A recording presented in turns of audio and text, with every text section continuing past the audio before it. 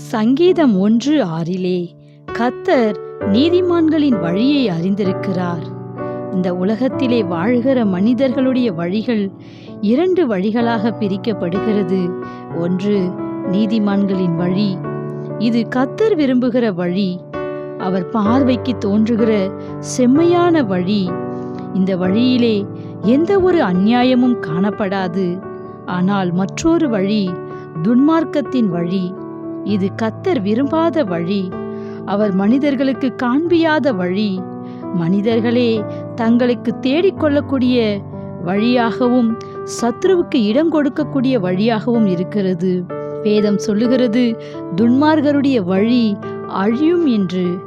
ஆனால் நீதிமான்களுடைய பாதையோ நடுப்பகல் மட்டும் அதிகமாய் பிரகாசிக்கிற சூரிய பிரகாசத்தை போல இருக்கும். Have a nice day. God bless you.